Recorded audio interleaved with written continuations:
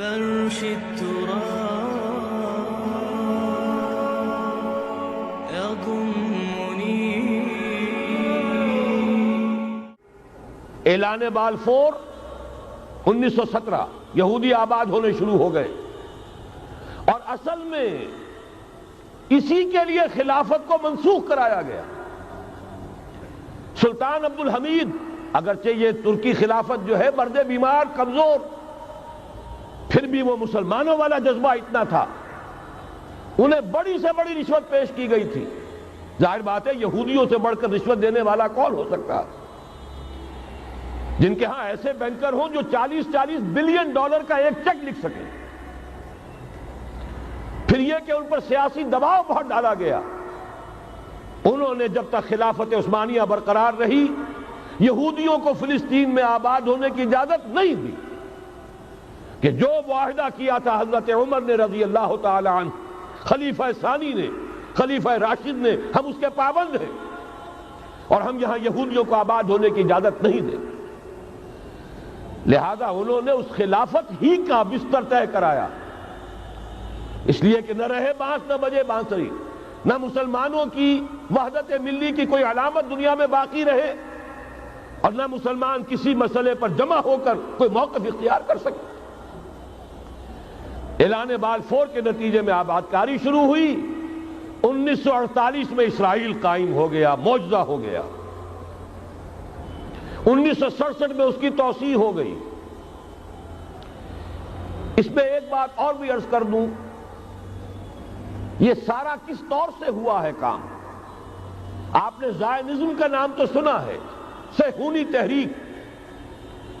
خود اس کا جو بابا آدم تھا، آرڈر آف الومیناٹی، 1776 یکم مئی یہ نظام قائم کیا وائساپ نے، اور اس نظام کے تحت فری میسنری اور lodges of the great Orient قائم کیے گئے.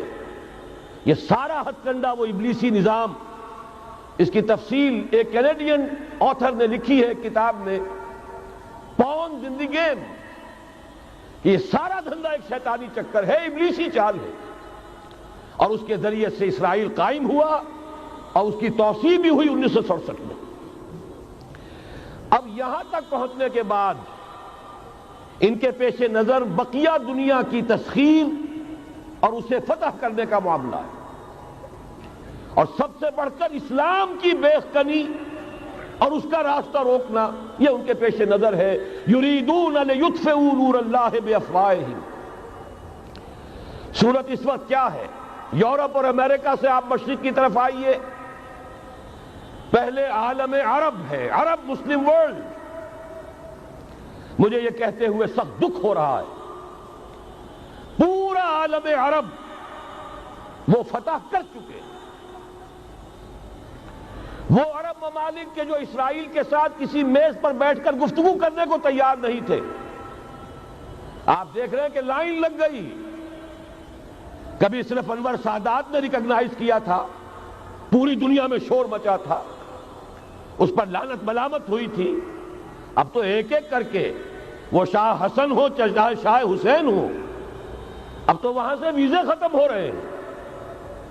سعودی عرب اور امارات، انہوں نے جو کچھ کاروباری بندشیں لگائی ہوئی تھی وہ ختم کر دی گئی، ان میں نرمی پیدا کر دی گئی.